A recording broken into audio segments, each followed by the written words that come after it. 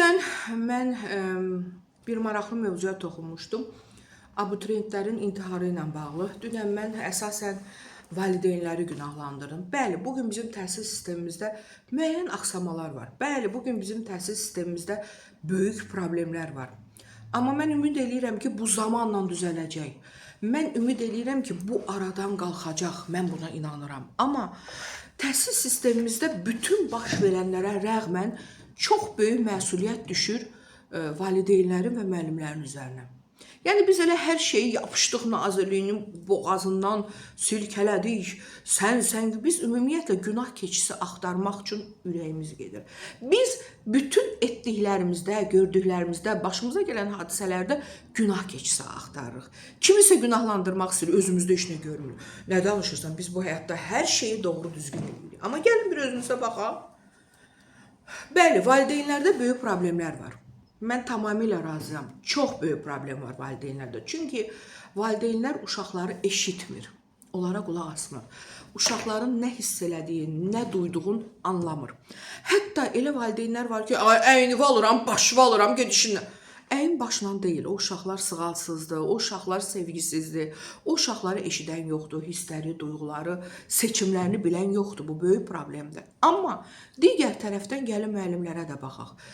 Hər il abituriyentlər ballar, yəni qəbul imtahanlarının balları çıxana qədər və çıxandan sonra Azərbaycanda böyük intiharlar olur və çox üzücüdür bu, çox məyus edicidir bu. Bunun səbəbkarı birinci valideynlərdir. Birinci, daha sonra ətraf qohum, əqraba, qonum, qonşu və üçüncü müəllimlərdir. Bilirsiniz niyə müəllimlər? Çünki bilirsiniz də bizim təhsil sistemimizdə məktəb var, bir də repetitorlar var, hazırlıq. Yəni, uşaqlar hara getdiklərini seçirlər, 9, 10, 11-ci siniflə hazırlıq olur. Ümumiyyətlə, hazırlıq birinci sinifdəndir. Və paralel olaraq 9, 10, 11-ci sinif lap çətin olur.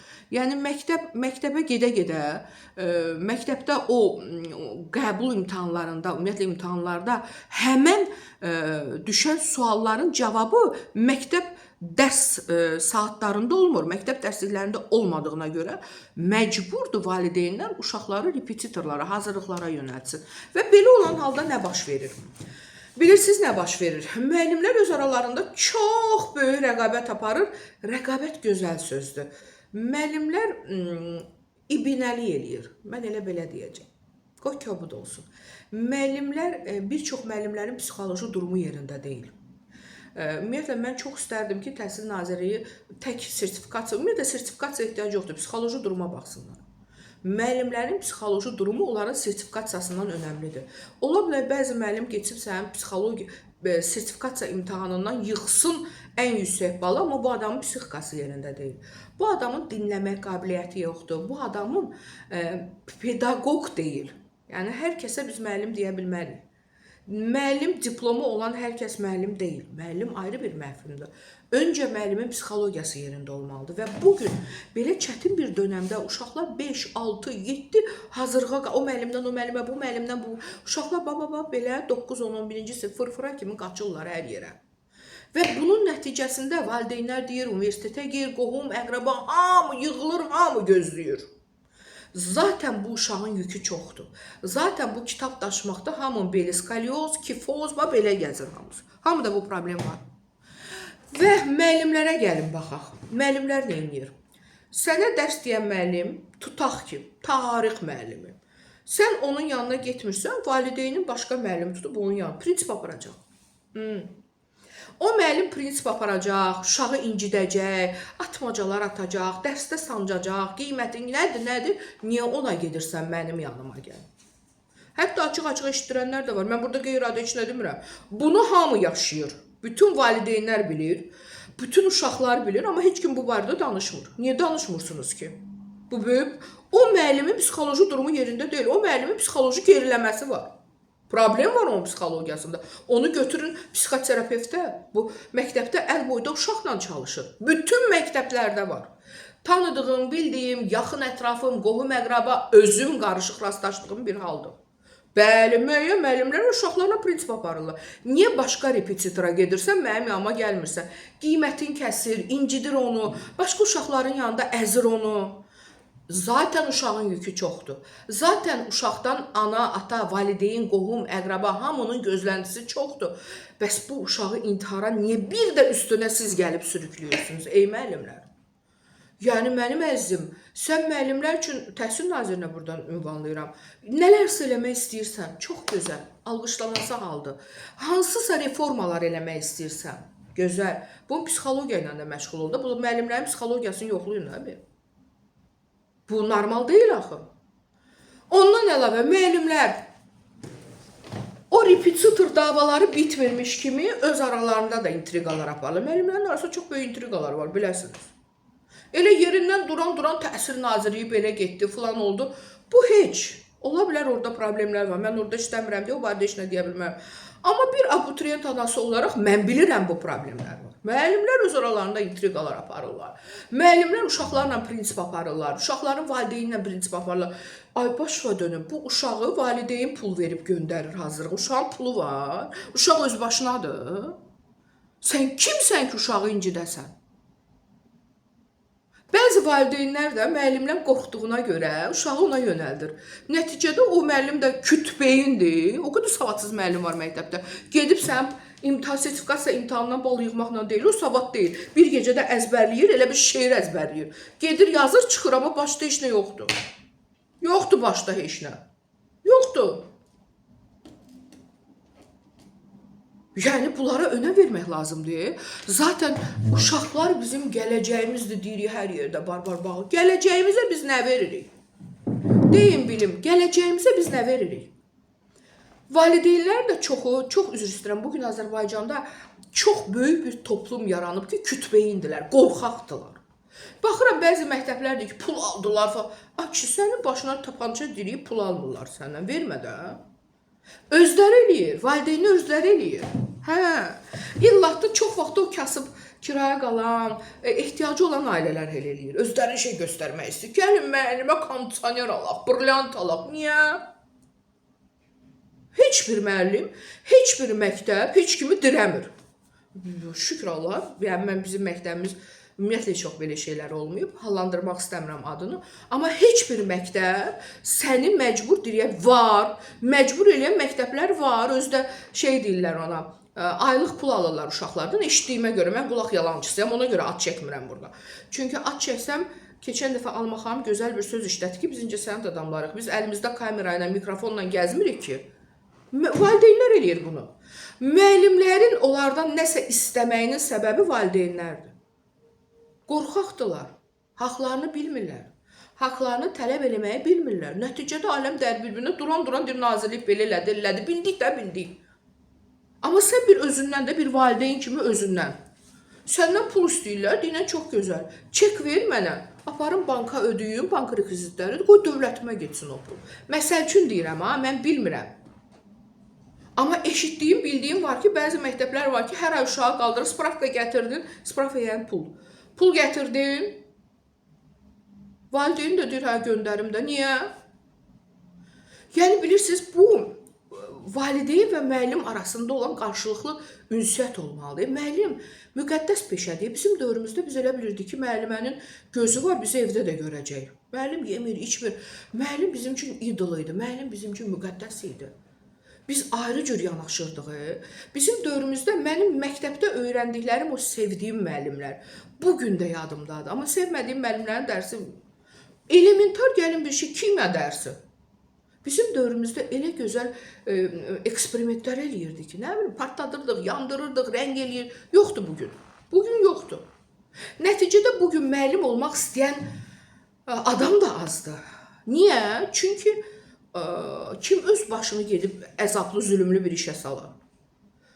Valideynlər çoxu kütbeyin, ünsiyyət qurmaq olmur. Otururlar evdə o müəllimdən o müəllimə, bu müəllimdən bu müəllimə, valideyn, o valideyndən buna, bundan ona.